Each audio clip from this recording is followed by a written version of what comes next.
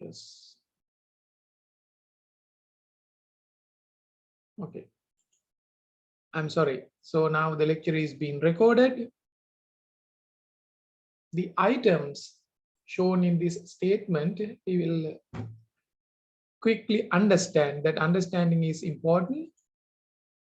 Sales revenue, everyone knows it, but sales revenue may have been received in cash or may be represented by trade receivables as well. It's all right. We'll later look at how income tax law deals with that. Interest revenue will also have the same nature. You may have received it or may not have been received, yet to be received. So if that's the case, that's represented by interest receivable. Government grant is a new thing. Sometimes maybe you can see these kind of whether these kind of things are there in the upcoming budgets, but in Sri Lanka, government budgets have become in a way to some extent just to get the approval only. After that, the ministries, the government works according to their agendas simply by getting approval. Budget is not seen to be a document or prepared with the development motive. You just claim that it is the budget is for the development purposes, but you understand how government allocates money, spends money, corruption takes place, and all those things. So whether the budgets are considering or the amounts are allocated on that objectives or not, you can check. So what is government grants? It's up to the government which has to take decisions. Sometimes some industries are there where government would give some allowances or subsidies, grants, just to promote certain, for instance, IT industry. So that is a potential area government should look in. That is one thing, just to promote or to bail out certain industries. So nowadays, throughout the world, across the world, all the companies or all the economies are facing some problems owing to the pandemic problem. Then the government can offer some grants across the board or maybe to selected industries. So they are the things. So in this case, this company has also received a grant of 80,000. Cost of goods sold, everyone knows. Depreciation, everyone knows. Goodwill impairment is something like this. Goodwill, I explained you, it is mere label when an entity, one entity acquires another entity or a business. Without an entity, business can be acquired. For example, say Richard Peris can acquire Hemas hospital. So that is acquiring an entity, entire entity. So if you have more than 51% later, you will learn these things under the consolidation. But if you get the control of it, that means you have acquired. In that acquisition process, you may have paid more money than the summation of total values, whereby it gives rise to a goodwill. Suppose that you bought a company by paying 500 million. When you ascertain the fair values of all the net assets, it comes to 450. What does it mean? You have paid more, 50.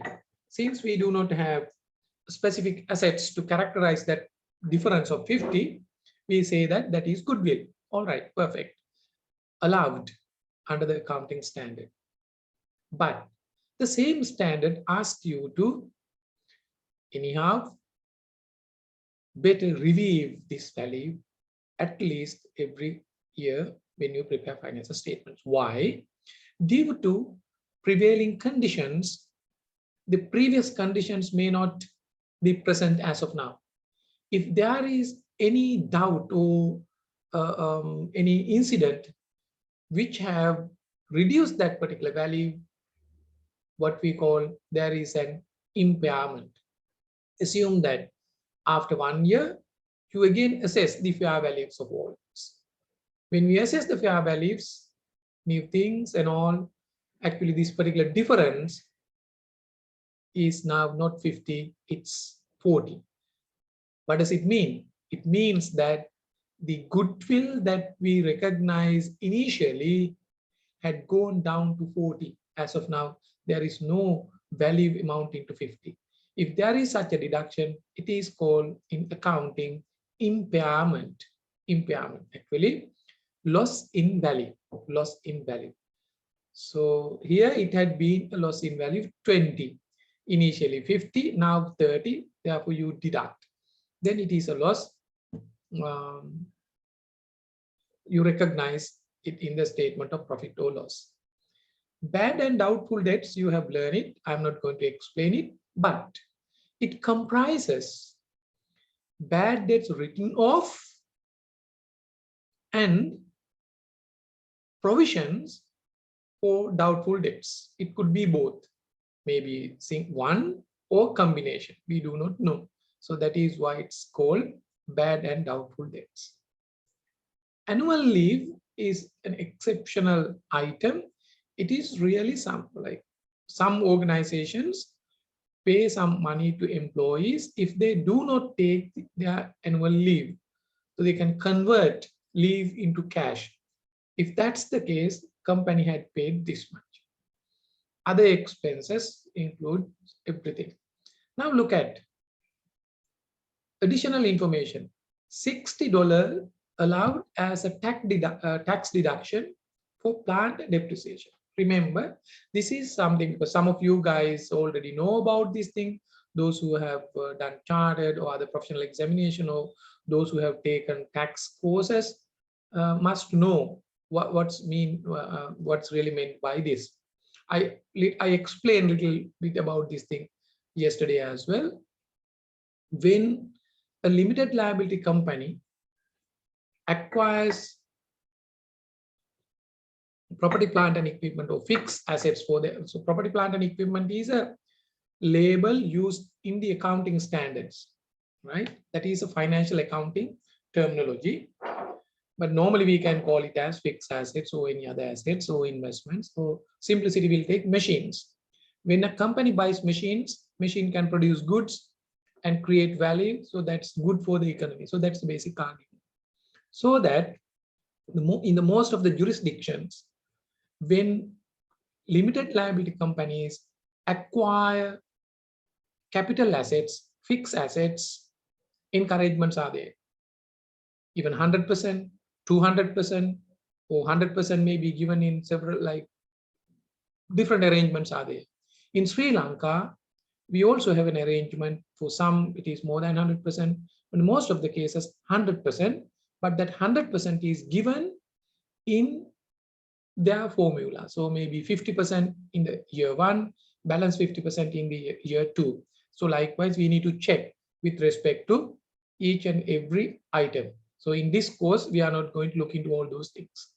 But we know the fact that the cost that was incurred to buy the machine can be deducted as an expense in arriving to taxable profit. So that is the point.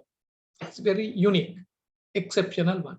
Normally, you know that the price paid to acquire a machine cannot be deducted as an expense in arriving to your profit, even accounting profit you cannot.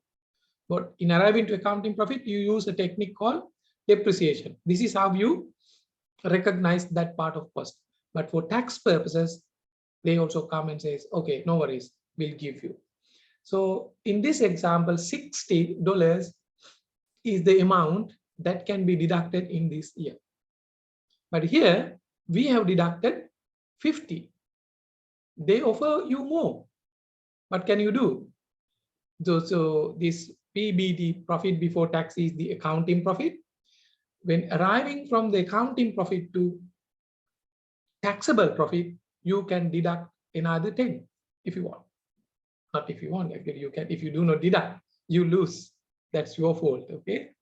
You must deduct, therefore.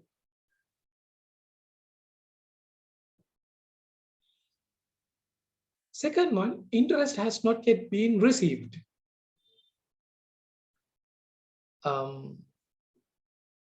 There are certain things when we calculate the taxable profit, some items such as interest, some dividends, or any other the things that you paid, or maybe the payments, Inland Revenue Department or the provisions recognize them as either revenue or an expense only and only when they are incurred in cash, that is paid in cash or received in cash. So this has not yet been received. So therefore, even though we have added this 40 as an income, you can deduct that 40 in arriving to taxable profit. Okay. Government grants, most of the cases, government grants are exempt from taxation because it's the government is the agency or the government institution which charges tax. Therefore, if it gives something to you and charge something on that, it's unfair. Like it does not tally with the logic to great extent.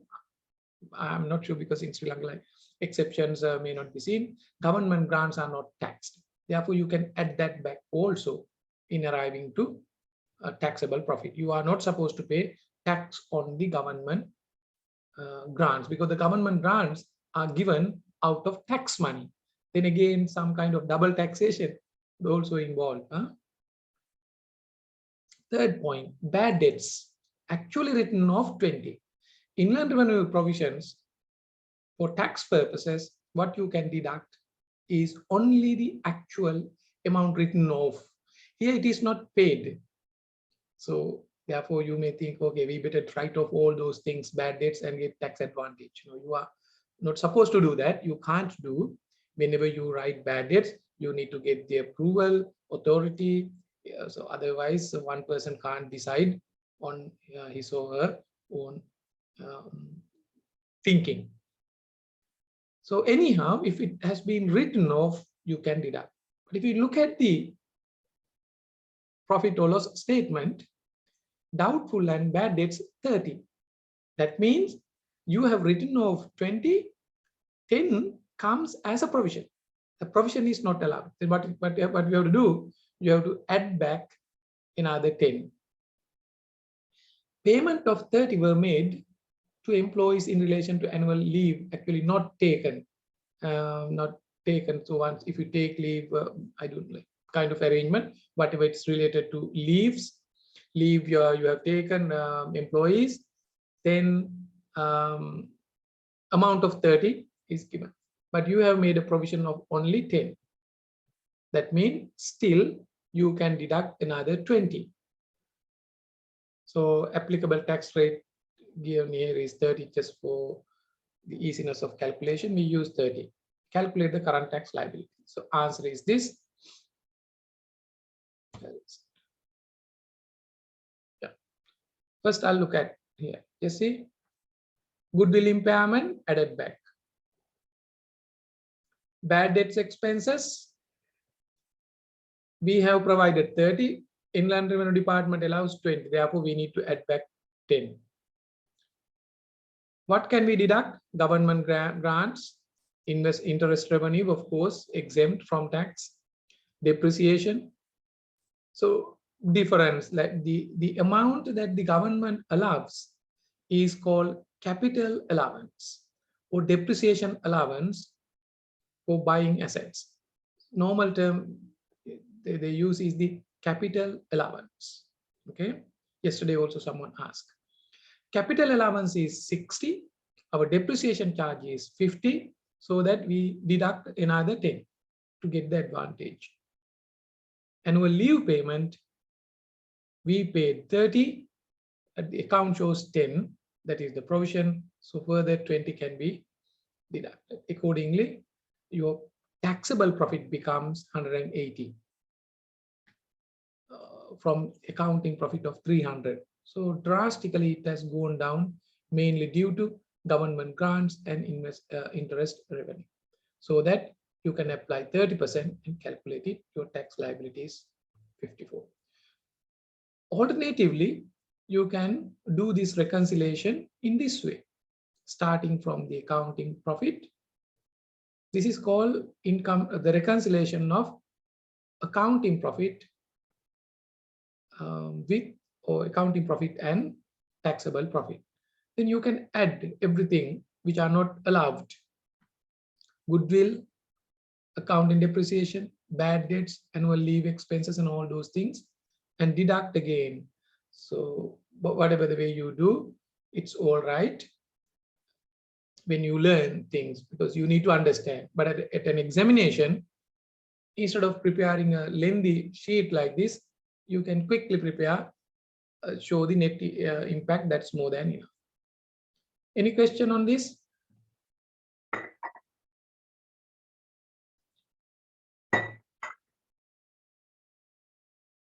No? Are there any questions? Did you try this or not? You won't get any questions if you haven't tried.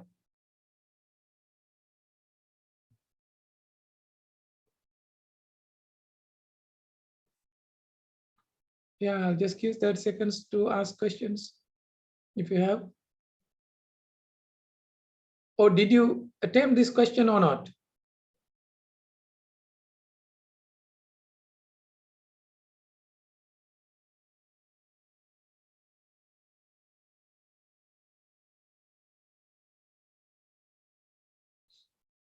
Okay.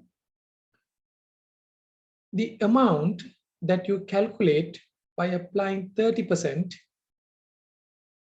over the taxable profit, it's called current tax liability. So this is the liability for the year. Of course, liability will be an expense. This is the liability.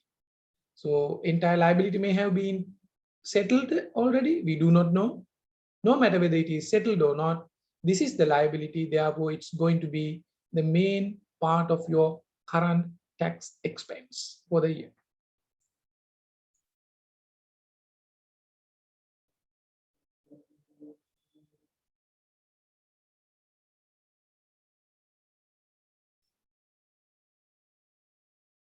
There's a question, should not question specifically mention that goodwill and grants are exempt.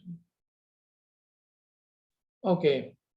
The question does not say that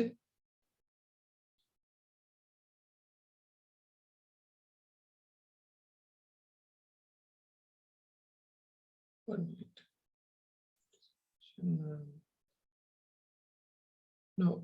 What is exempted is I'll come to that goodwill situation. This goodwill, it doesn't say. So goodwill impairment, right? So goodwill impairment,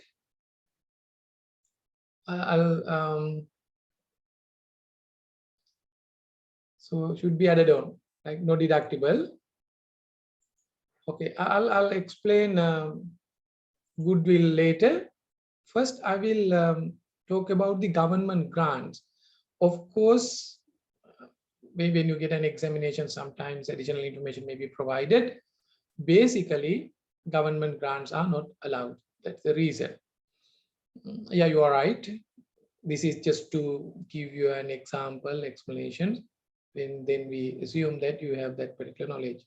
Otherwise, but maybe even at the examination, when you learn government grants, you will get to know about these things.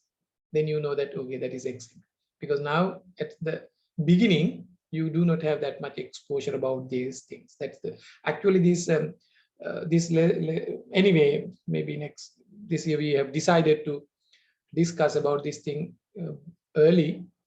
before getting on to the consolidation, so basic things required.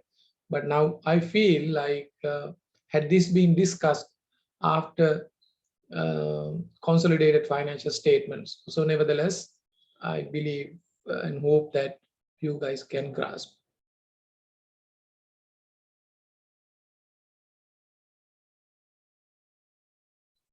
Okay, then the second point is about goodwill impairment. So goodwill, later I will explain when it comes to deferred taxation.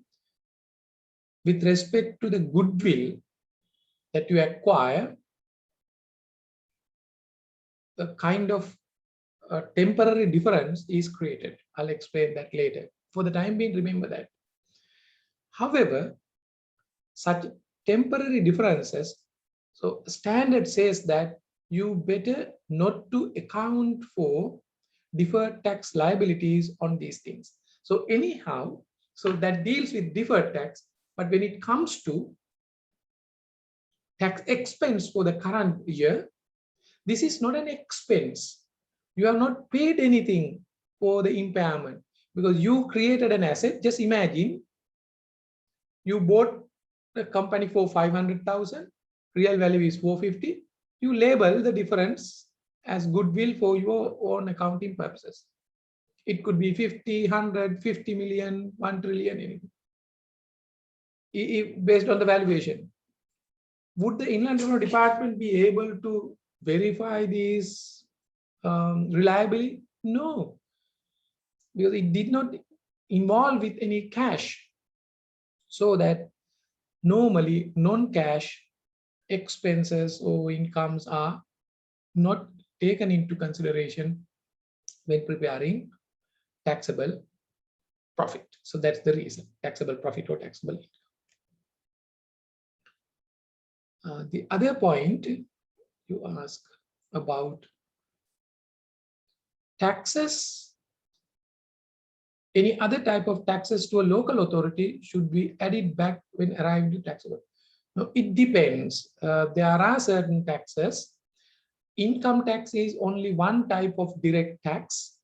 Apart from that, there are other different types of taxes, maybe taxes paid to provincial council, local authorities, environmental authorities, nation building tax. So now it's been abolished. So likewise, there could be two different types of taxes.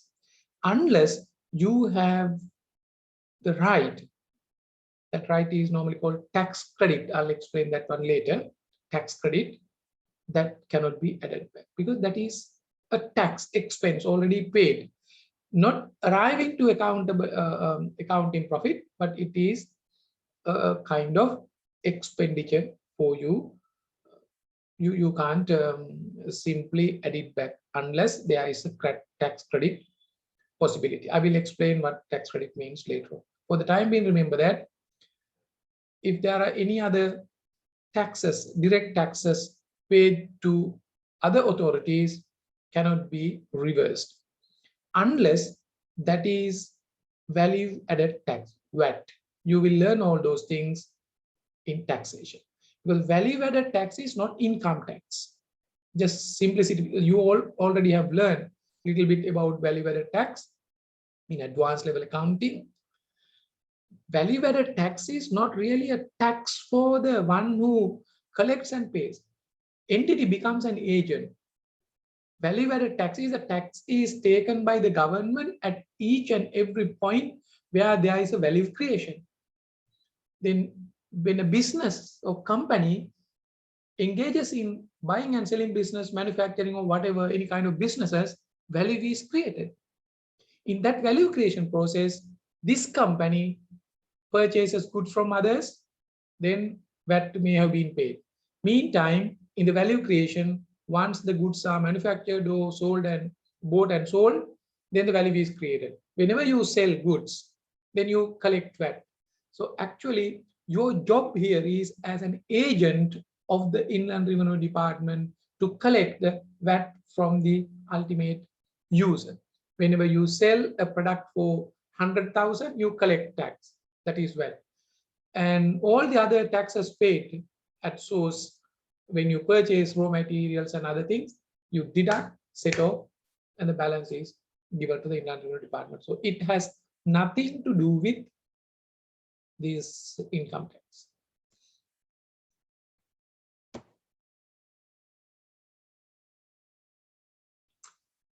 Recording current tax expense. It is straightforward, and I don't think that no one will have a difficulty of recording this thing. We need to bring this balance of 54 into the books. Tax expense 54, current tax liability, tax payable, which is going to be shown in the balance sheet under the current liability 54. Assume that you paid 14, then your liability will be 40. Depending on the amount that you paid just before the year end, the current liability will vary, but not the income tax expense. Right. Before moving on to deferred tax, so relatively calculation, not the calculation will not be that difficult, but understanding would be a little bit difficult when it comes to deferred tax asset and deferred tax liabilities. But before that, if you have any question, please ask.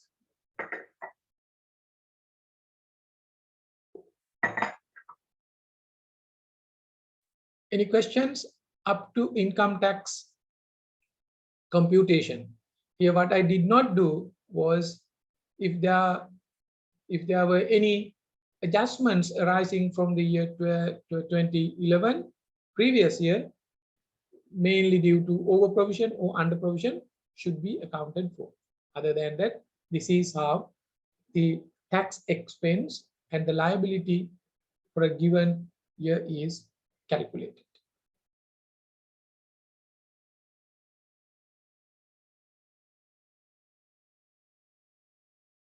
Right. Yeah, double entry is straightforward. If you have any other questions, please ask.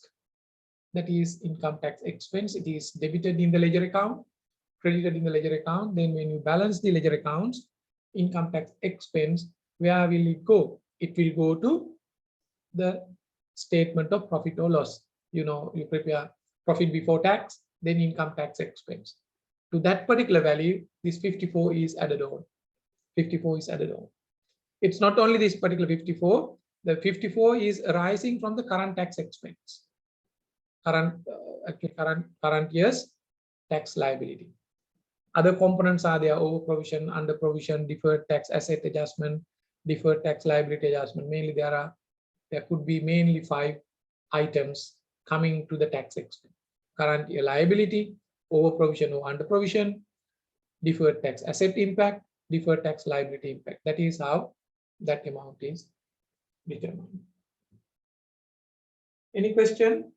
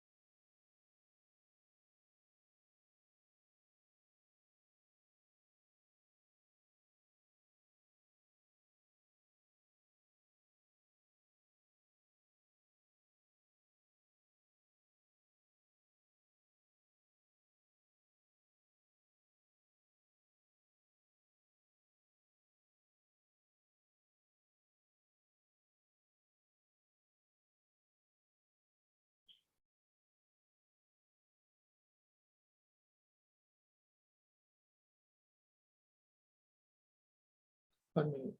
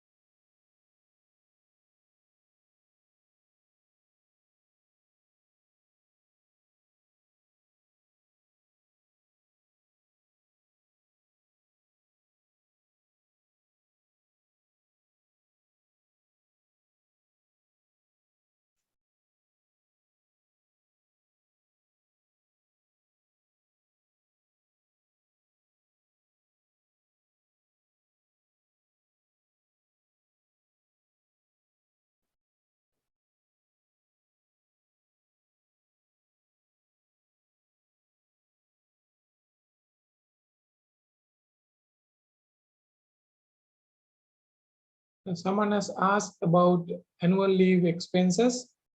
It is exceptional item. Basically, some entities, they pay additional allowances for employees if you have not taken your annual leave, because you are entitled to have annual leave or any other leave. Suppose that you have annual leave of 30 days, you have not taken, you have just gone to work. Just to encourage employees, company might say, okay, if you have not taken any annual leave or whatever the annual leave balance, which cannot be carried forward to next year, so 10 days are there, we will pay you some salary for this thing, allowance.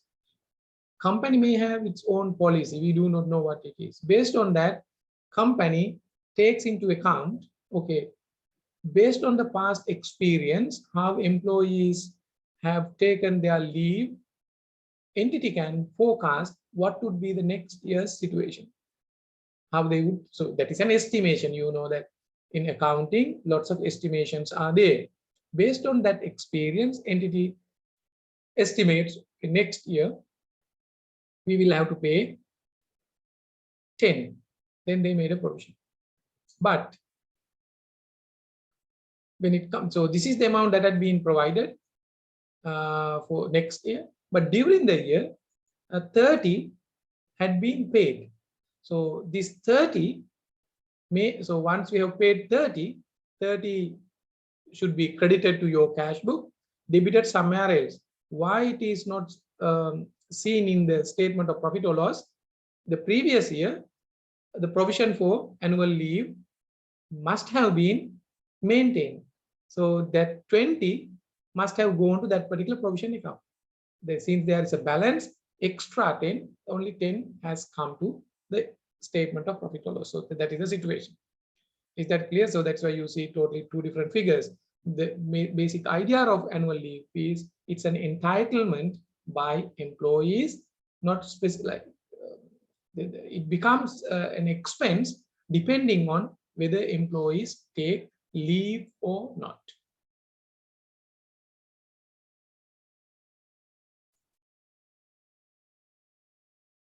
Now we will move on to this one. Deferred tax assets and liabilities. Deferring means you take time, Kalgani. So current tax liability means you have already earned profits, therefore you have to pay tax. That is the current tax liability. In the future, we do not know, right?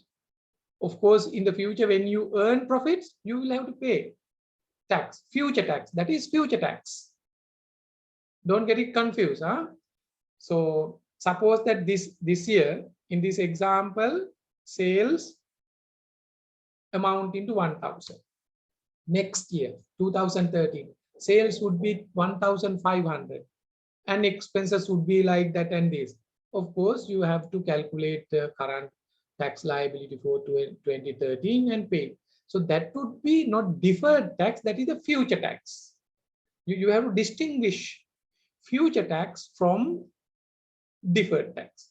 So future tax, we are not going to account for, we are not interested in, because then and there, because we do not know the amount. That is just imagination.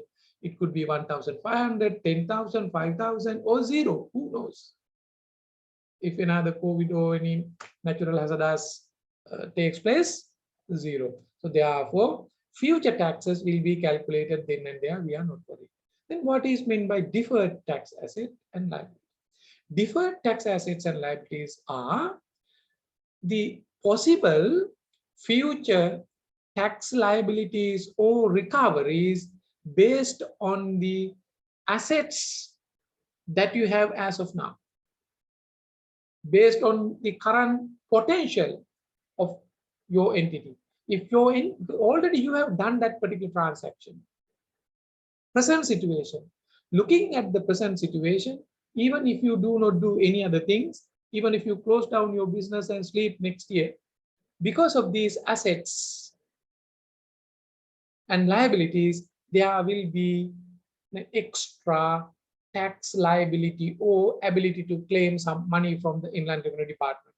If you will have to pay more tax in the future, even though you will not do anything in the future, that is what we call the liability is there, but that liability will occur in the future.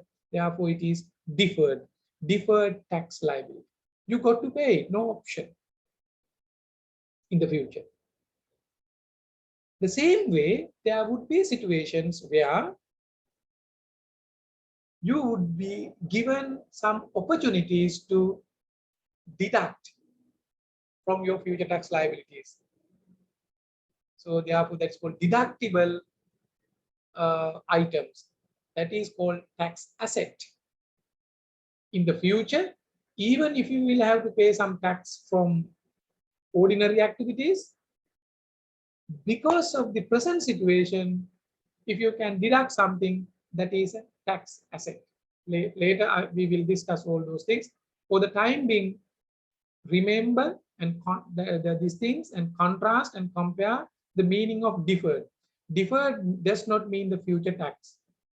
Deferred is the possible tax liabilities or tax payables and tax refunds which will arise as a result of present condition, present assets and liabilities that you have, not because of future things, right?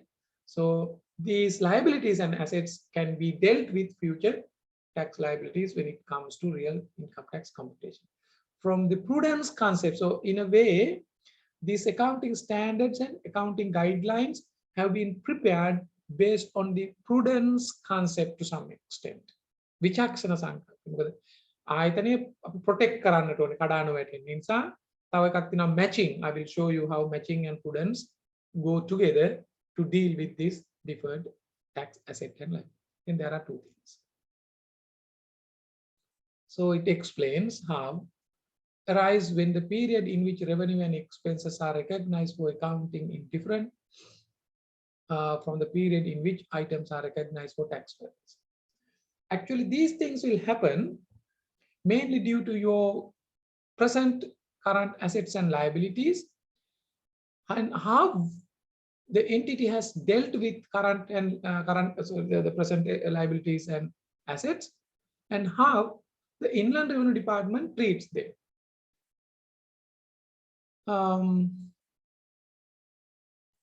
How can I explain? It's like this. If I go to the previous example here,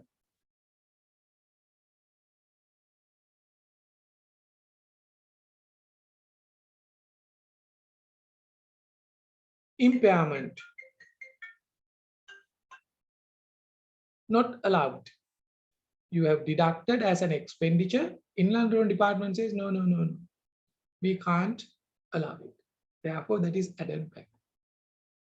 What is the nature of that particular difference? It is a permanent difference. It will never ever reverse. If the Inland Revenue Department says, okay, even though you deduct it now, I will give it to you after 3 years, then it is a timing difference that would lead to a temporary, that difference is temporary. For how long? Just for 3 years or maybe 1 year, it depends. If there is a timing difference of how you treat the item, it is called temporary difference. Difference is temporary. The goodwill impairment is a permanent difference, so nothing to worry about deferred tax. But here, depreciation.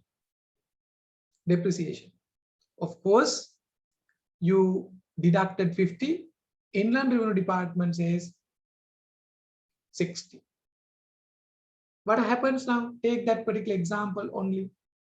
Assume that the entire value of this asset was written down value was 50. You depreciated it in full this year. But Inland Revenue Department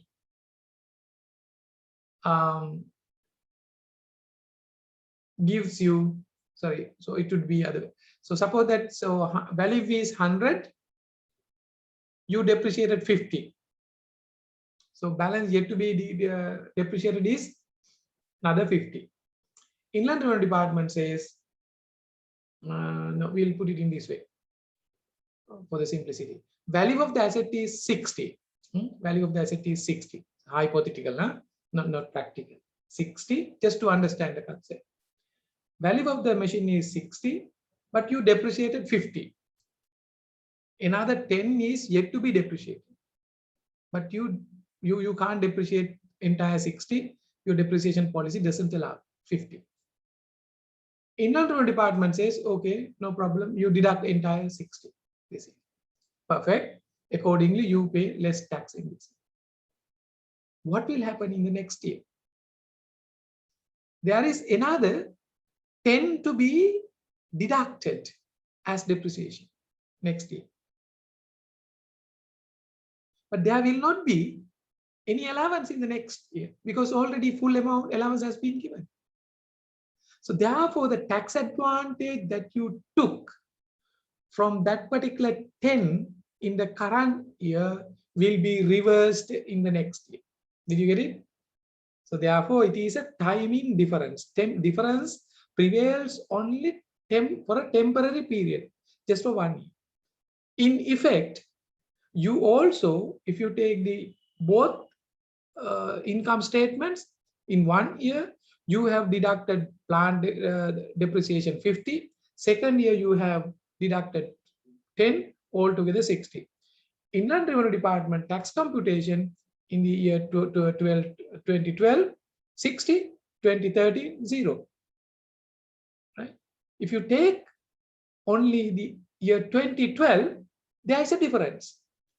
In your depreciation 50, which is not allowed, Inland Revenue Department allows 60, then finally 10%, 10 different. But when it comes to the year 2013, that is reversed. You deduct depreciation, but Inland Revenue Department says no. What will happen then? Consequence is that you will have to pay tax on that extra 10 that is going to be recognized as depreciation in the following year. It is very certain. You know that it is only a timing difference. So that is very temporary. If you take 2-year period, is there any difference now between the total depreciation you charge and the Inland Revenue Department allows you? There is no. If you take 2 years together, 12 and 13, 50 plus 10 is 60. For tax purposes, 60 plus 0 is 60. If you take the time period as 2 years, there is no difference. The difference exists only for the time being. That's why we call temporary difference. So when these temporary differences, we need to recognize either deferred tax asset or liability. We will see how they are recognized. Basically, these differences may be taxable differences and what we call taxable temporary differences or deferred tax liabilities and deductible differences as well. Here, there are two things.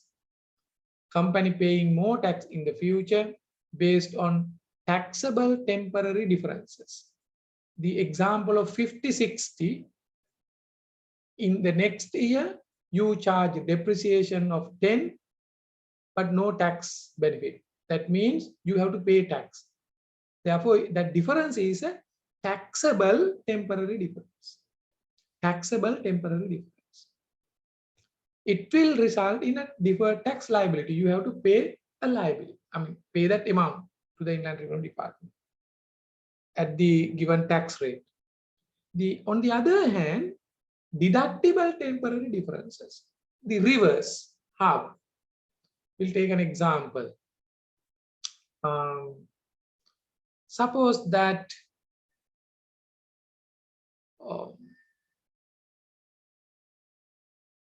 you have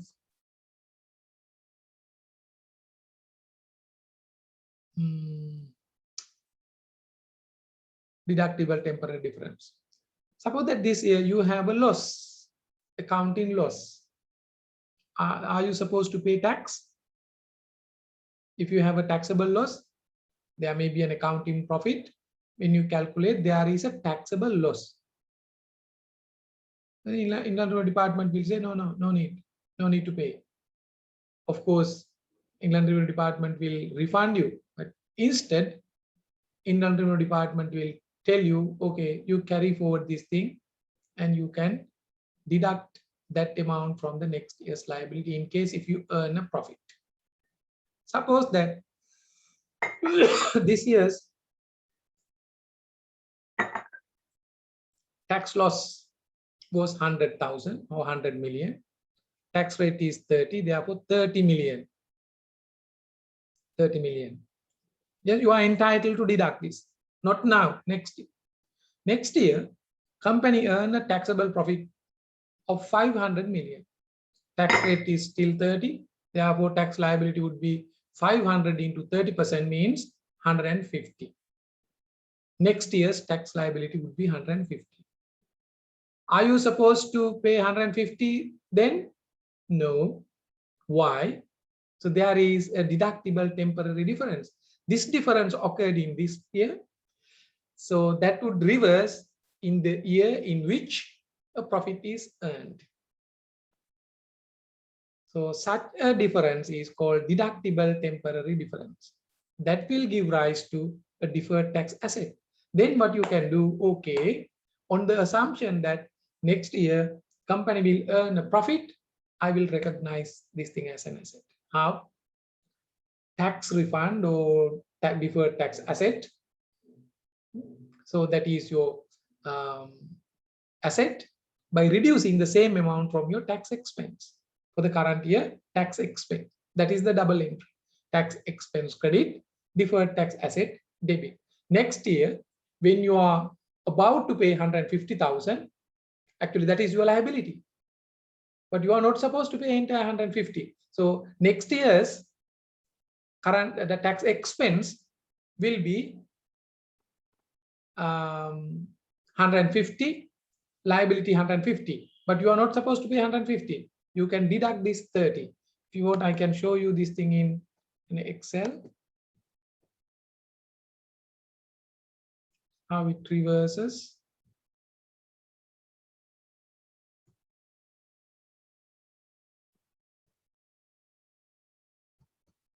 Have a look.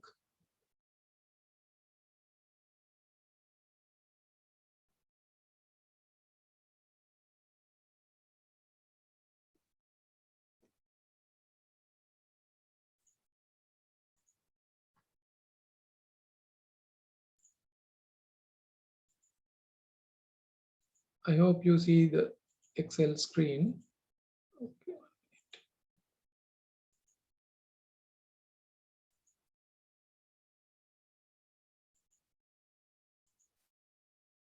Right.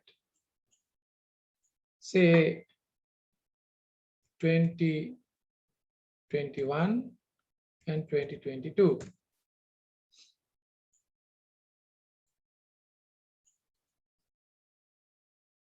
You see here, taxable profit. This not the accounting, taxable profit or loss.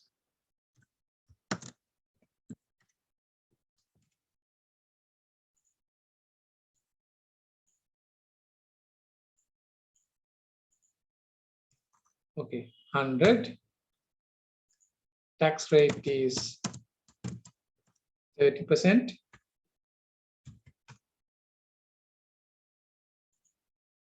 So this is a loss.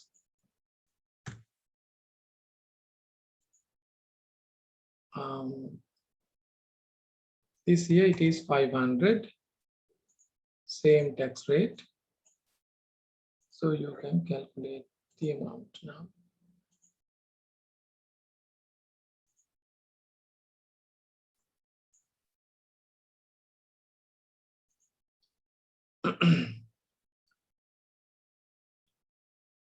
Now assume that in this particular year, when you ended up like this,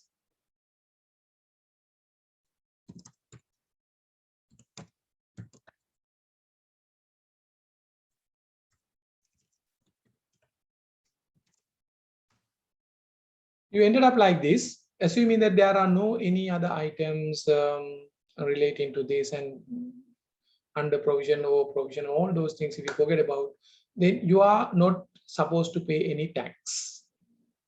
Instead, you are supposed to get a refund, but the Inland Revenue Department will not give it to you.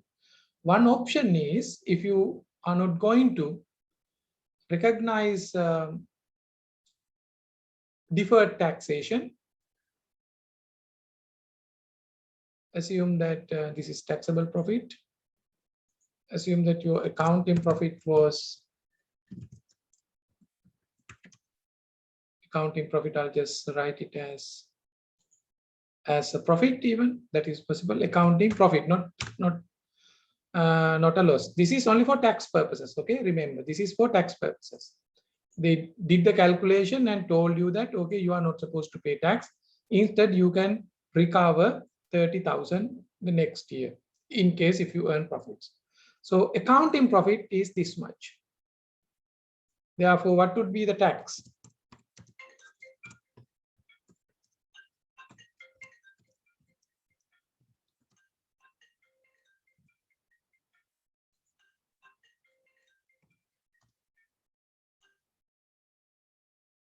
You have two options. One is because you are not supposed to pay any tax. If there is no requirement for deferred tax, you put 0. That's it.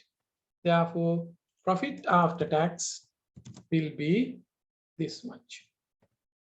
This is how it works. Okay, profit after tax will be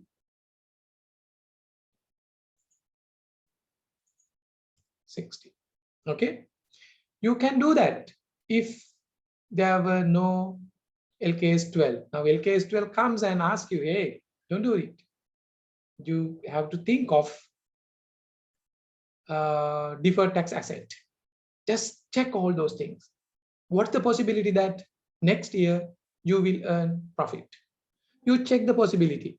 Oh my goodness, next year also problematic. No profit due to no accounting profit. It is a loss, minus 100.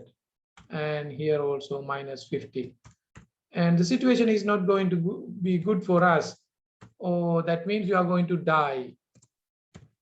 What does it mean? After 5 years' time, your going concern is affected. You got it? If this is a situation, that means it is unlikely that in future years you will have a profit. If that is the case, even within the provisions given in LKS 12, you can end up your income statement like this. That means 0. No problem. Perfect. But we know that normally the losses may be experienced in some years that would be recovered in the next year. So we'll go look at the positive scenario. Next year, it would be recovered. So that if that is the case, next year, we will have an accounting profit of 600, then taxable profit of this much. If we foresee something like, if you have some information, then you can't leave this item 0. You need to take into account that deferred tax asset. What is the amount of the deferred tax asset? 30. Therefore, this should be recognized as an income here. That is credit. Profit after tax would be then, sorry, it should be minus tax income. So it would be 90. And deferred tax asset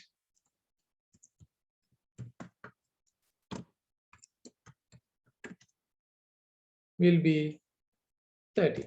This is the journal entry. Asset debit 30, deferred tax income credit 30. This 30 plus this 60 becomes 90. So you did it. As you predicted, same thing happens in the following year. Profit is there, taxable profit. How much is your liability? 150. 500 into 30%.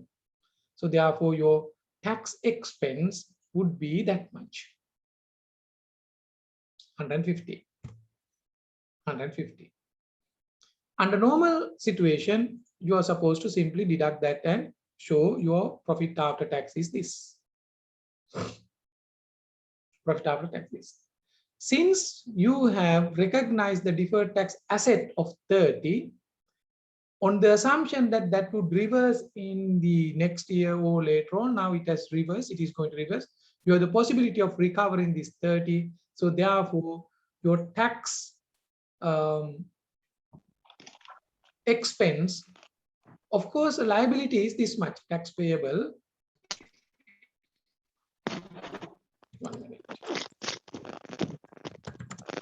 Tax payable in the year 2021 is 0. How much is the tax payable in 2022? It is 150. Of course, you have to pay this much, 150. Sorry, with this particular input, liability is this much, this much. What will happen now, since there is a deferred tax asset? Okay, that can be adjusted with this payable amount. So current year's expense is this much.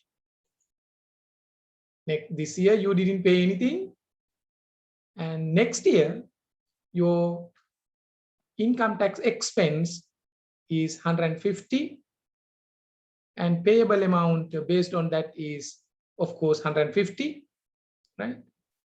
But sorry, so the amount that you have to pay 150.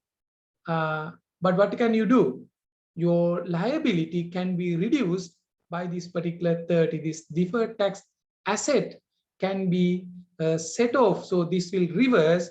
Therefore, the payable amount will go down. You are not supposed to pay that much. It goes down to 120. So this is the reason why we account for deferred tax assets. Is that clear?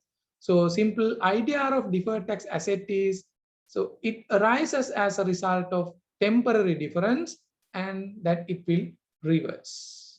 It will reverse.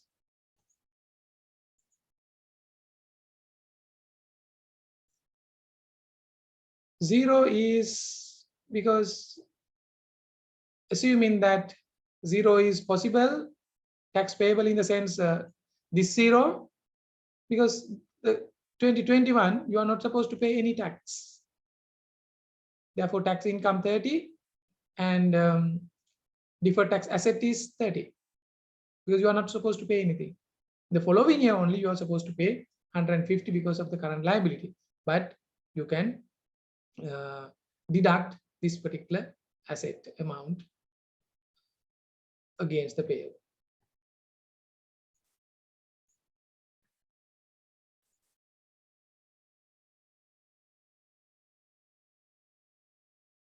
Okay, so don't worry. So I'll just come to deferred tax liability later on. I just mention about this thing just to get some idea, little idea. What really matters is not to involve with the heavy calculations, but to understand the basic concepts. What is the meaning of tax assets and liabilities? So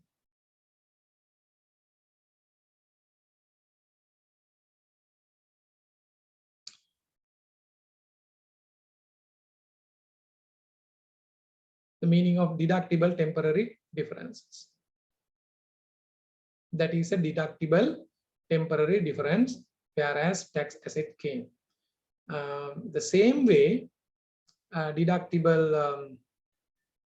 taxable temporary difference. Before moving on, okay, I can show that.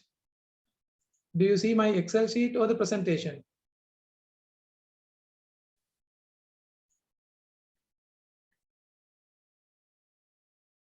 Which one do you see? Excel sheet, sir. Only the Excel sheet, right? Okay, 1 minute. I'll just show you.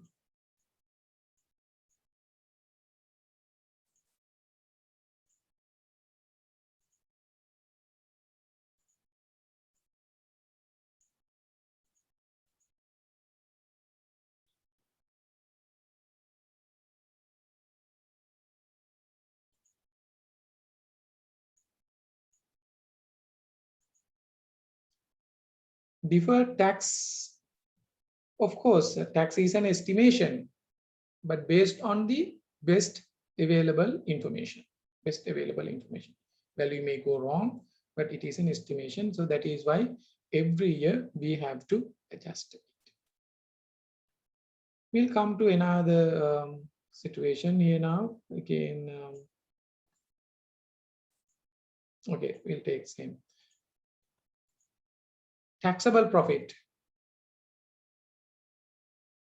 200, 500, tax rate is like this.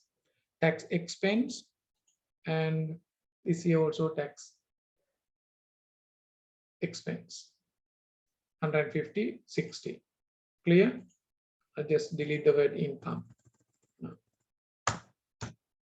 Tax expense is this much. Taxable profit. Accounting profit, take 260. Say, okay, 600, leave it like this. What would be the tax expense here according to this particular rule? This is this, and this is this. Tax expense. So profit after tax, therefore 200 and 450.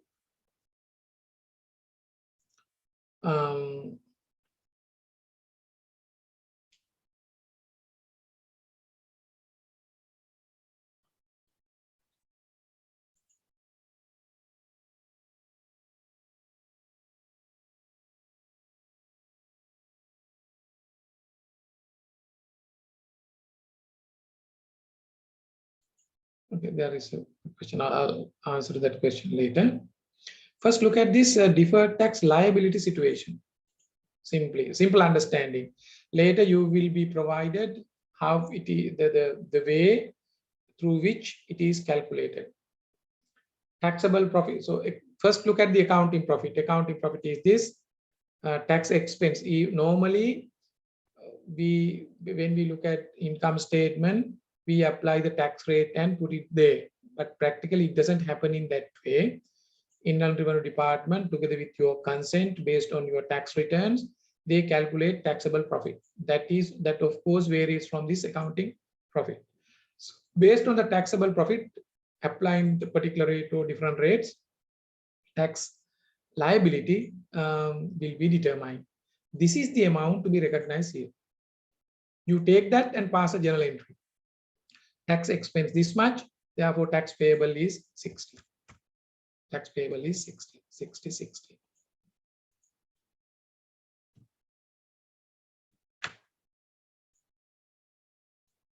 In this case, we are going to talk about the liability. Right. I hope it is clear. Accounting profit this much, tax expense is this much, profit after tax, therefore tax liability. If we do not take into account the deferred taxation, we can go like this. So this is perfect. Debit tax expense, credit tax payable, we are fine. But you need to take into account deferred taxation as well. Accordingly, your tax expense needs to be adjusted. For the taxable timing difference, as I just told you, or in this previous example, remember that depreciation was 60.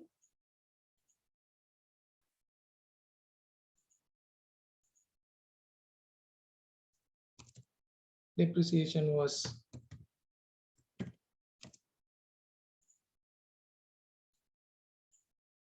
50, but the Inland Revenue Department allowed 60. I added some information about this particular asset.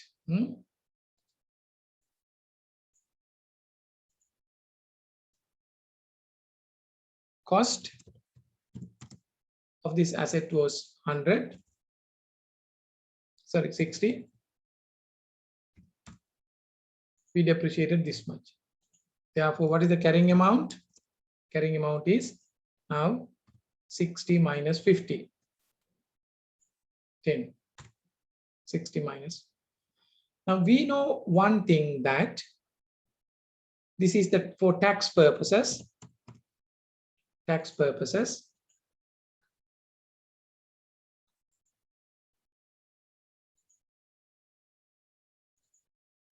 $60 was deducted. In the next year, the balance carrying amount will be deducted as depreciation.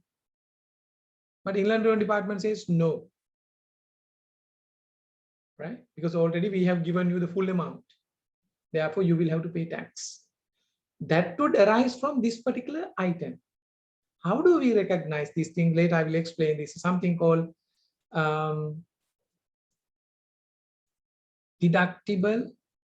taxable timing difference. That is taxable timing difference. Taxable timing difference. How do we get this thing? Later, I will explain you. But taxable timing difference is the difference between carrying amount of an asset and the tax base. Tax base, when it comes to an asset, how much resources or the value is left for tax purposes to be deducted in the future. Of this particular asset, carrying amount is 10. That is what is shown in the balance sheet. Simply speaking, it tells you that in the future, company will be able to generate future cash flows at least amounting to 10. Then it would be your revenue, you would be taxed. But for tax purposes, what is the tax base? Will the Inland Revenue Department allow you to deduct any other amount? No way, no asset. So therefore, tax base is 0 in that case. Nothing is left. So difference between these two is the taxable timing difference. If the carrying amount is greater than with respect to an asset, I'll explain later. Tax base, that is why I did not explain the deferred tax liability in the first instance. Tax asset, it was easy by taking loss anyway. Carrying amount minus tax base, taxable timing difference is 10. Then apply the tax rate. Therefore, deferred tax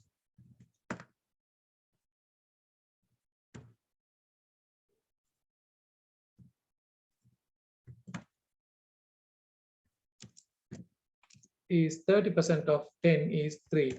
So this is the amount.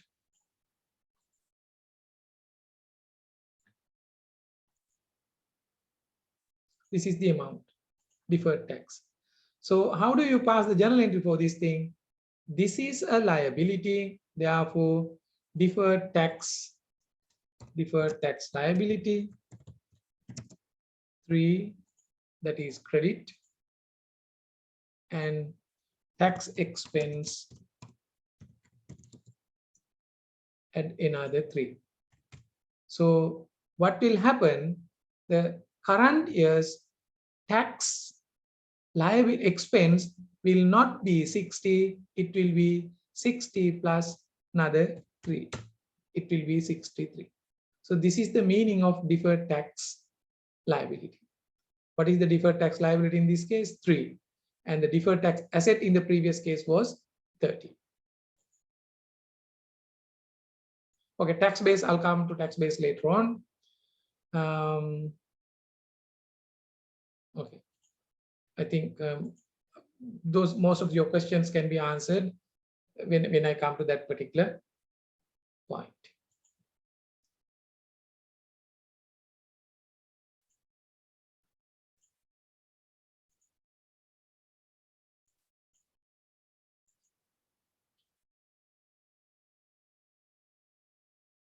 Right.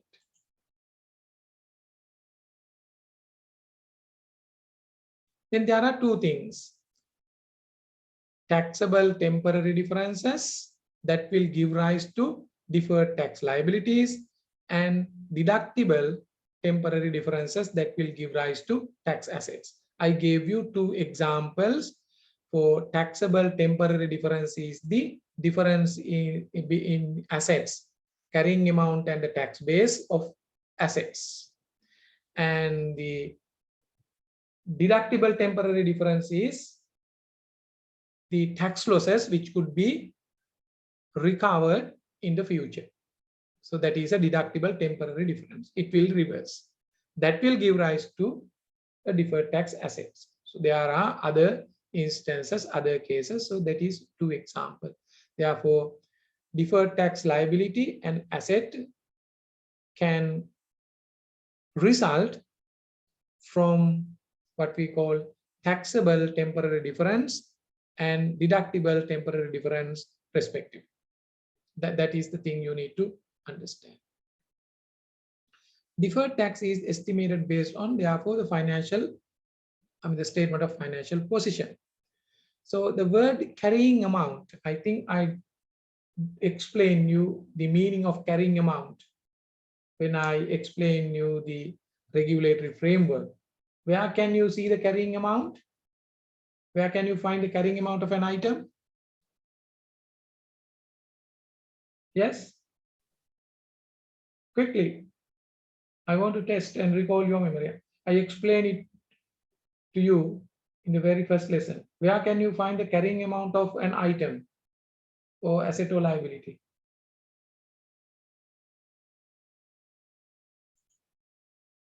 Exactly. Statement of financial position. So normally speaking, balance sheet, that is the easiest way.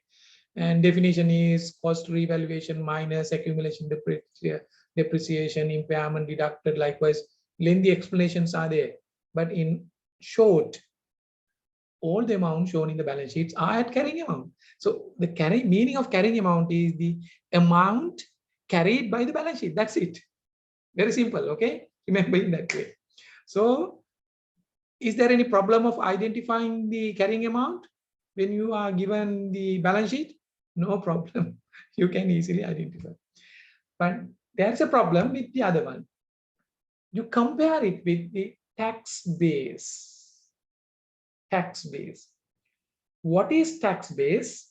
And I will explain later. Simply speaking, it is the base on which you can claim future tax benefits, or you will have to pay some tax on that. That is what we call the tax base. For instance, when it comes to assets, carrying amount is, in this example, the recent example I took was 10. Tax base 0. That means in the future, you will not be able to claim for anything, 0. Therefore, with respect to an asset, if the carrying amount is greater than the tax base, then there will be a deferred tax liability, and vice versa. But when it comes to, then, if the carrying amount of a liability is greater than its tax base, then there would be a deferred tax asset, and vice versa. Here also, if the carrying amount is less than the tax base, then there would be a deferred tax asset. That is how it goes. You can easily compare. Okay. So deductible, I'll explain the tax base now later.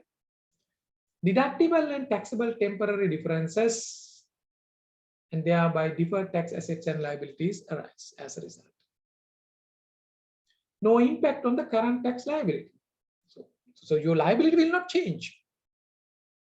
So you got to pay this much, but this will have an impact only on your current tax expense. The objective of deferred tax. What is the real objective? Real objective is this. That is not disclosed in the standard itself, but I would like to directly show you this slide to get you some idea.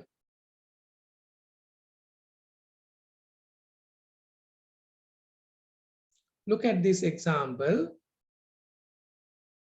Don't worry about the calculations, but look at the numbers only. Revenue to 11, 12, 13, 14. Same revenue, same expenses, same depreciation, same profit after tax. What can you conclude based on these numbers?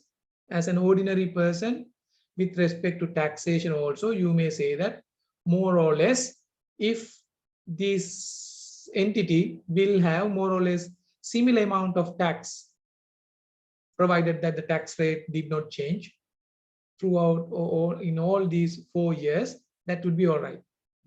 That's the situation.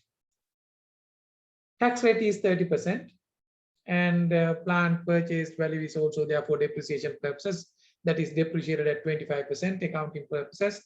But for tax depreciation is the capital allowance. Rate is 50%. So this 100,000 can be deducted for tax purposes in 2 years, whereas 100,000 will be deducted in 4 years for accounting purposes. That is why you have 25,000 likewise as depreciation for all 4 years. What would be the impact then?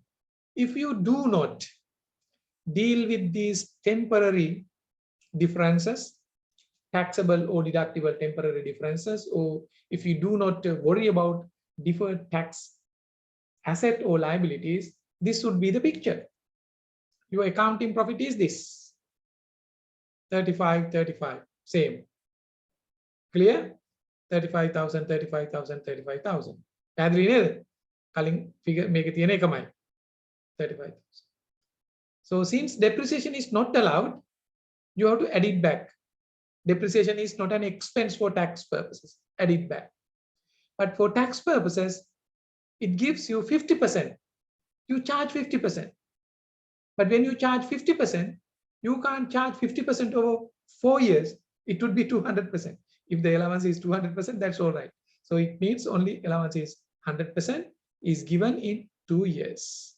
50-50. After that, no allowances. What will happen to your taxable profit then? In year 11, taxable profit goes down to 10,000.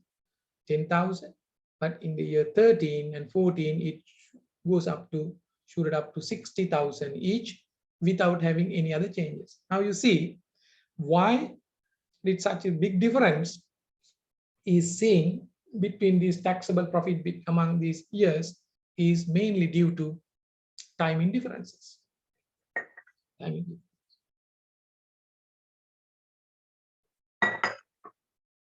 Timing difference, actually, that is temporary. What is the temporary time period?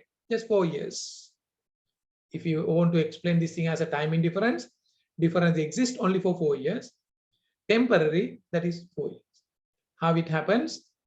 You claim within 2 years, accounting purposes 4 years, temporary.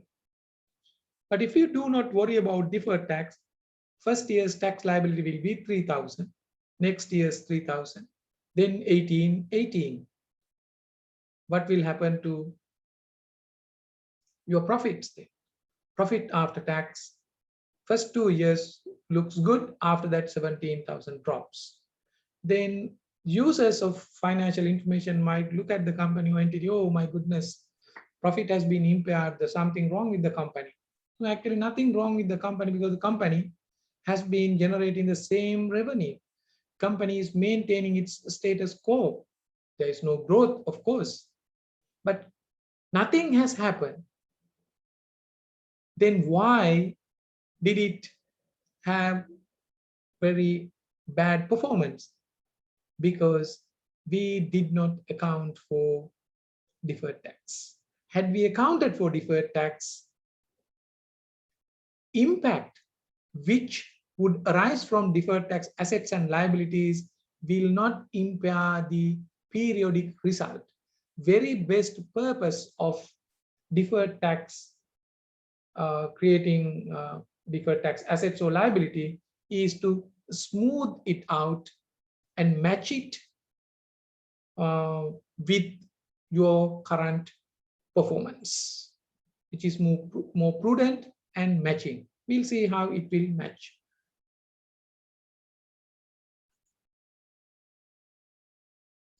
Had you calculate the deferred tax, later I'll show you, for the time being, don't worry. If deferred tax has been calculated, this would be the situation. Carrying amount will be like this. 75,000 after 1 year, 50,000, 25,000 after the 4th year, fully depreciated, 0. Tax base of that asset is after 1 year, 50,000 deducted. I think you can understand it. Second year, another 50,000 is deducted. Therefore, the tax base becomes 0. After that, 0, 0. So difference is 75 minus 50, 25. This is called taxable timing difference. Here, 50 minus 0, 50. 25 minus 0, 25. 0 minus 0, 0. Not 0 divided by 0. Right? 2 divided by 2 is 0. Huh? Right. Temporary timing difference, 25, 50, 25, 0. Again, you can check. Actually, these temporary timing differences, summation of these things is the total cost of that particular asset. What is the total cost of that asset? 100,000. So total taxable timing differences summation is the cost of the asset. So we'll recognize them when it reverses. Anyway, so deferred tax liability, had we calculated based on this 25,000, 30% of 25 is 7,500, year 15,000, 7,500, year 0. Therefore, you should have provided in the first year 7,500, and next year also another 7,500. It will go up to 15. From that particular 15,000, you can recoup. You can take back another 7,500. And last year, you take the balance. So this is how the provision for deferred tax is calculated and shown. And if you look at the profit, if that's the case, just see, if you have provided for deferred taxation, of course, current tax expense is really smooth out, match in line with the revenue and other expenses, irrespective of the tax rules. In the previous example where there were no deferred tax, first year it was 3,000, second year it was 3,000, year 18. Now all 4 years, 10,005, 10,005, 10,005. Profit after tax also 24, 24, 24 something.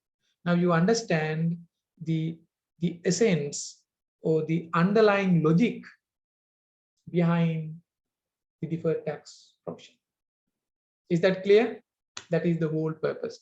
If you understood it, so that is more than enough. Anyway, I will take you through one by one in case if the time does not permit for us to finish it within today. I will have, maybe I will ask tutors to discuss more questions with you. But most of the things have been discussed. Okay.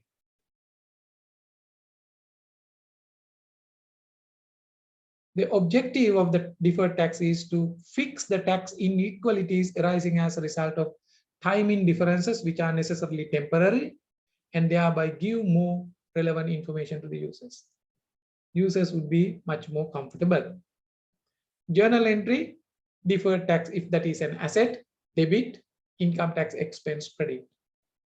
So when there is a deferred tax liability credit, income tax expense debit. You see, adjustments are made to income tax expense.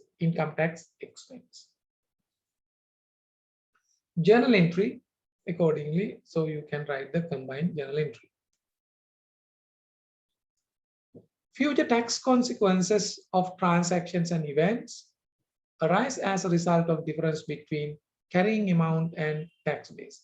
So the point that you have to learn is to work out how to work out these timing differences, deductible or taxable. How do you do this thing? You need two variables. One is the carrying amount, nothing to worry, that is there in the balance sheet. You know it very well now. The other one is the tax base. Tax base has to be understood carefully. Tax base depends on the nature of that particular item. We will look at all those things now.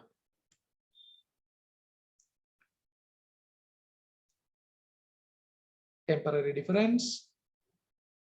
Tax base, last bullet point. asset and liability balances that would appear in a tax financial position statement. So if you prepare the similar statement of financial position for tax purposes, what would be the balances? That is the tax base. In other words, what would be the assets allowed by the Inland Revenue Department for you to deduct when you arrive to your taxable income? And what would be the liabilities that you can add back in adjusting your expenses when you arrive to your taxable profit? So that's the argument. The rule is easy. If with regard to assets, if the carrying amount of an asset is greater than the tax base, then there is a taxable timing difference. In our example, carrying amount is 10, tax base is 0. Therefore, there is a taxable timing difference of 10 that will give rise to a deferred tax liability. In this example, 75,000 minus 50, then 25,000 is the taxable timing difference. 30% of is 7,500. But if a liability, the reversal of it. If the liability is less than the tax base, then that also will give rise to taxable timing difference. Liability is 50,000 in your balance sheet. For the tax purposes, it will allow you to deduct 60,000. Therefore, 50 minus 60, so that is less than 60, you will have taxable timing difference. So that you have to provide taxation. You have to provide taxation. That means in the future, your tax liability will increase.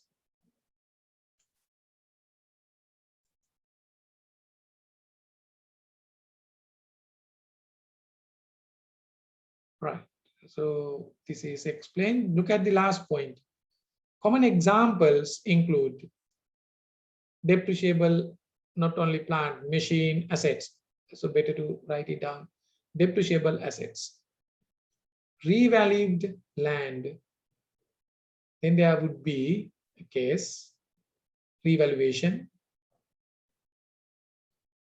What will happen when there is a revaluation? You know that revaluation happens, right?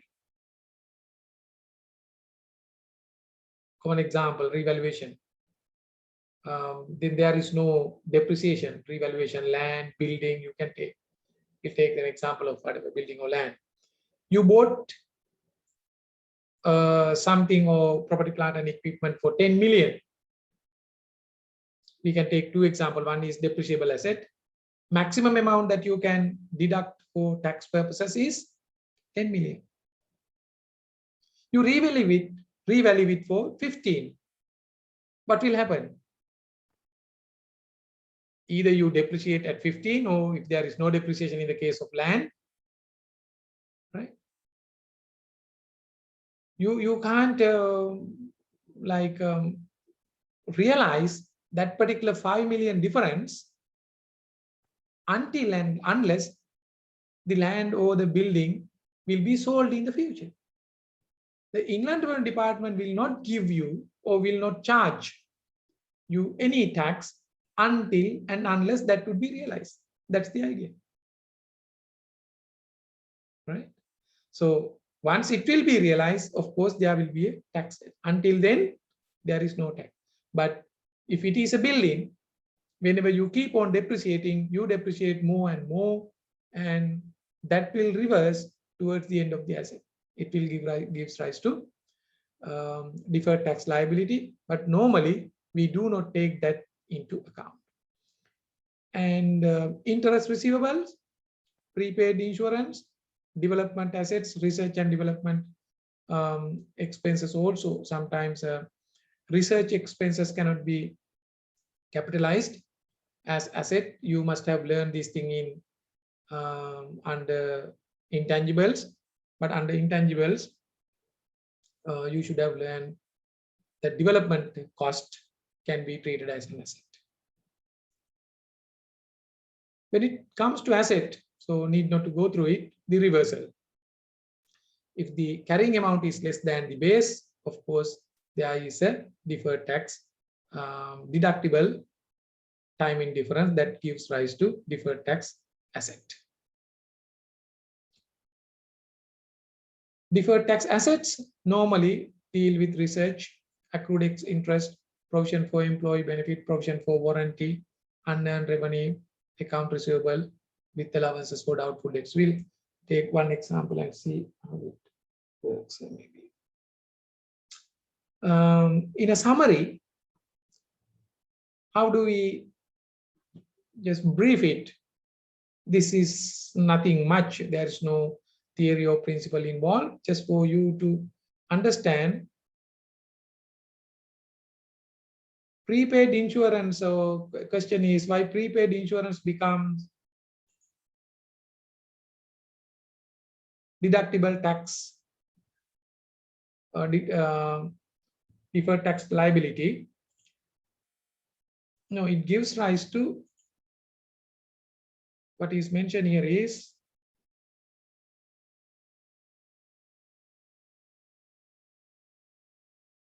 where was it? Yeah, prepaid insurance. Common examples include, so these are the examples which will give rise to deductible tax liabilities, sorry, deferred tax liabilities or taxable temporary differences. Say prepaid insurance, you have paid in advance. You have paid in advance. Assume that the insurance was 10 million, you paid it, of which 3 million belongs to next year. 3 million belongs to next year. How much do you charge for the accounting purposes? 7 million. 3 is as an asset. But for the tax purposes, since you have paid 10 million, you can deduct 10 million this year. So therefore, your expenses will be for tax purposes. For accounting purposes, you deduct 7. For tax purposes, you deduct 10. Therefore, your profit goes down. Taxable profit goes down. You will pay less tax this year. Next year, what will happen? Assume that you don't want to insure. Just to understand the concept. Huh? If there are insurance, you need to adjust all those. Next year, you don't want to insure. You just take this. What would be the expense for you for accounting purposes? Just 3 million. You include this thing in your income statement as 3 million. Inland Revenue Department looks at how much did you pay this year? No. Then sorry, we can't allow you. Please add this back. Then what will happen? This 3 million should be added back to your accounting profit to make it to taxable profit. Then you will have to pay more tax. So in other words, that particular asset, the prepaid insurance, it is whatever 3 million. Tax base is 0. There is no tax base. That is 0. The carrying amount is 3. 3 minus 0 is 3. Therefore, there is a taxable temporary difference of which you have to pay tax. Is that clear? Always it follows the basic rule. So likewise, lots of items are there. Inland Revenue Department does not allow you to deduct as you want. So this is a summary sheet. If it's an asset, carrying amount, check whether it is greater than the tax base. If yes, okay, asset is greater than the tax base, always there is a taxable timing difference. Then liability. If it is less, asset. So reversal is valid for the liabilities. Greater, then that is an asset. Less, so you can even by heart, even logically you can think. Only thing what you have to understand one aspect. Okay, better you think of an asset which will deal with kind of temporary differences. You can take machines. carrying amount and tax base, carrying amount, tax base. So to great extent, carrying amount is greater than the tax base with regard to plant machines. Then you understand, then there is a deferred tax liability. Based on that, you can think of whether a particular item will give rise to a deferred tax liability or asset, depending on these four scenarios. Logically think better not to buy heart. Certain temporary differences are excluded from recognized. So accordingly, even though there is a timing difference arising from goodwill, specifically it says LKS 12 prohibits temporary difference arising from recognition in relation to goodwill, because it is not certain whether this goodwill will be realized in the future. That is why even impairment cost is not allowed, impairment of goodwill, because you bought a business which has an aggregate value of 450 million in terms of fair value. Fair value is 450. You paid 500 million. There is a goodwill. Then there is an assumption, if you take this value, this 50 million will realize in the future, of course, in terms of revenue. Revenue will generate, of course. But how will you recover your goodwill? Until and unless you sell off the entire business, you will not. Even by that time, we are not sure of whether the entire amount will be realized. So therefore, lots of uncertainties are there, unnecessary contingencies are there. So that could be one of the reasons why LKS 12 says no, better not to recognize. And again, there could be initial recognition of assets and liabilities that does not affect accounting or taxable profit or loss.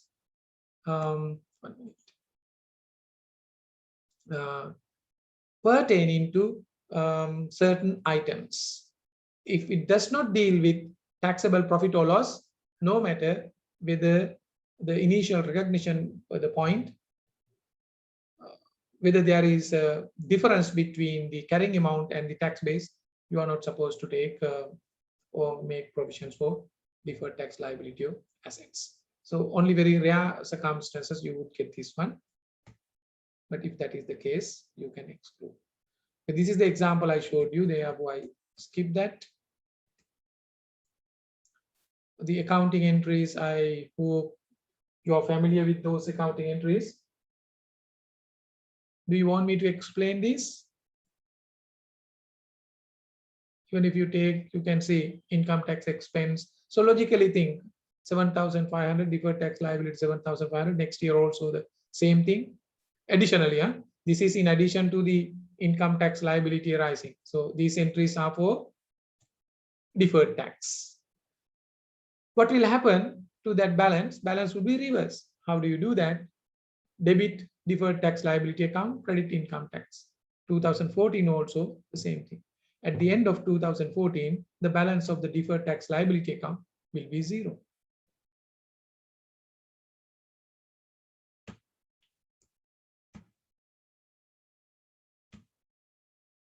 Right. This is an example of calculating tax bases. In 5 minutes, I'll explain you what you have to do. You have to take the balance sheet. I think you better download an annual report from any company and prepare. If possible, you can calculate the carrying amount. Tax base, difficult, but based on some assumption, you can calculate. You better make some assumptions and ascertain the tax base and do a small worksheet, no matter whether it is right or wrong, because only thing what is right is the carrying amount. You better determine the tax base and show this schedule. I will ask our tutors to look at your exercise. Plant, carrying amount, future deductible amount is this, therefore the tax base is this. So you see, tax base is less than the asset, therefore taxable timing difference is there. All the taxable timing differences will lead to deferred tax asset. Therefore, deferred tax liability. Deferred tax liability at 30% will be this much based on this. All the deductible timing differences will give rise to deductible tax asset. That will come to this much. So we'll take land revalued amount. Yes. Accounts receivable. Tax base.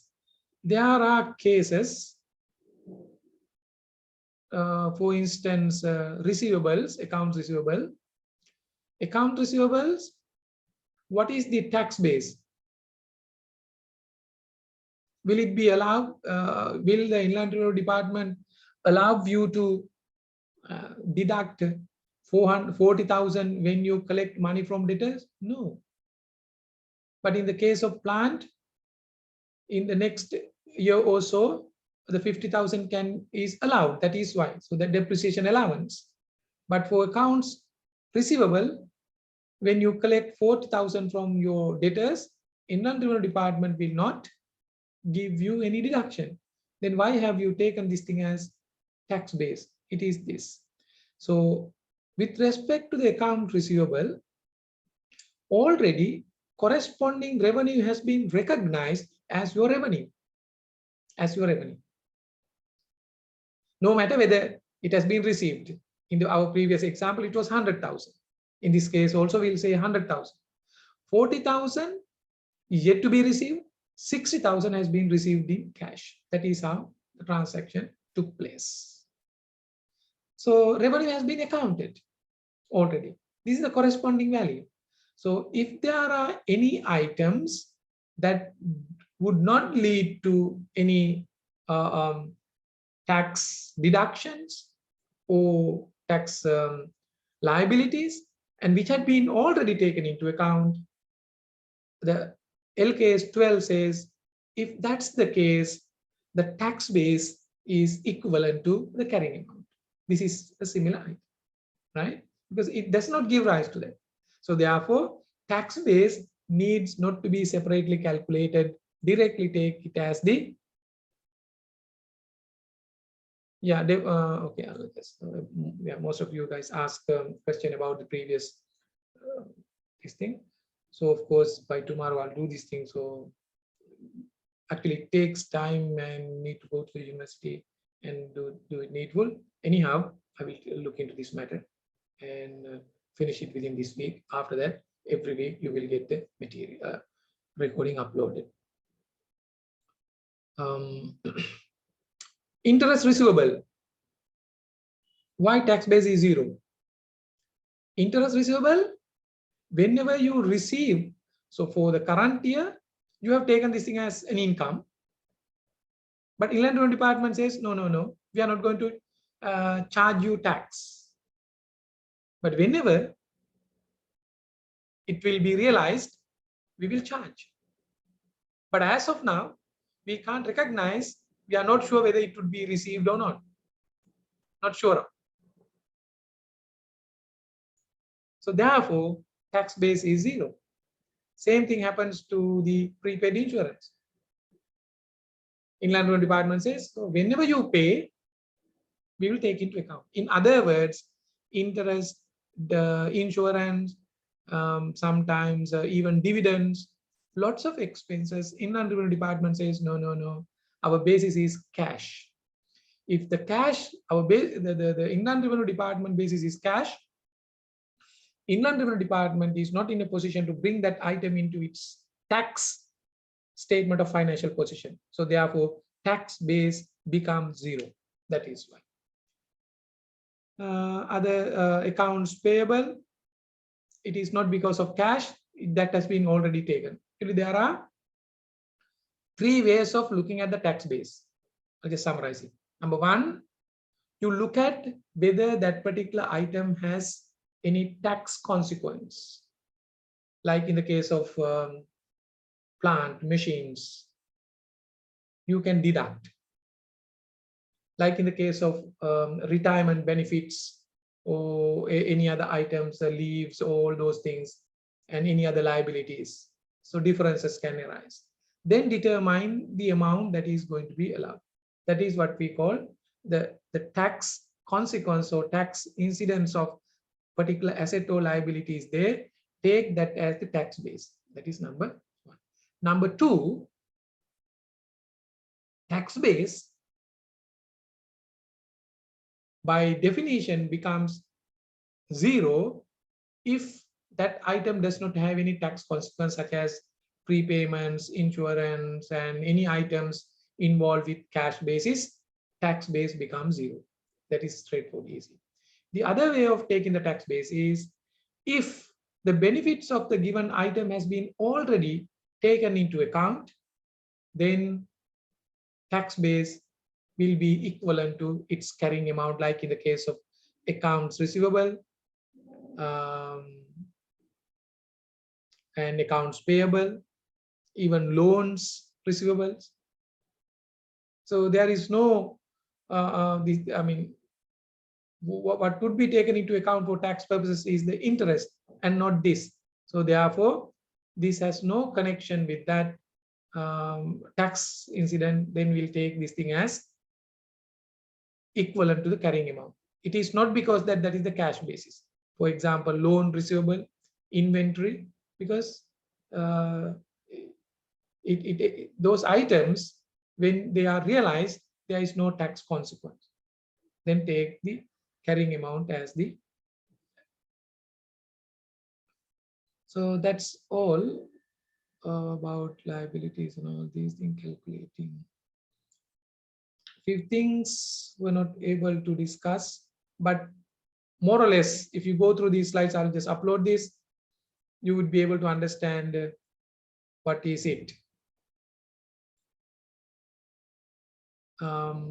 In case if you need any revision or any other extra explanation or the summary, I will arrange a separate class, but I will ask our tutors to look at these questions, how to calculate tax basis. So even you can try before attending the tutorials, then you would be really well off. This is the, I mean, answer is also there. You can have a look on how to calculate the tax base. Actually, most difficult thing even in an examination with respect to deferred tax is whether it is deferred tax asset or liability, is to determine correctly the tax basis.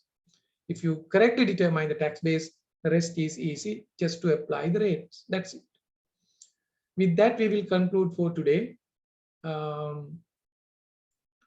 Yeah, if you have any question, you can ask. Some of the last questions I could not be explained well. We'll see. If possible, I will have a separate session, but nevertheless, in tutorials, the rest will be discussed. Yes, lots of requests are there about the previous recording and LMS upload. I will do that. If there are any other concerns about your subject, please send me a separate email also, no problem. Or you can leave some messages in the discussion forum as well. So this is my email address pertaining to anything related to this particular subject. Okay. Okay. I'm sorry that my email address has gone to only one student. Anil, it's easy to remember. Okay. Are there any other questions?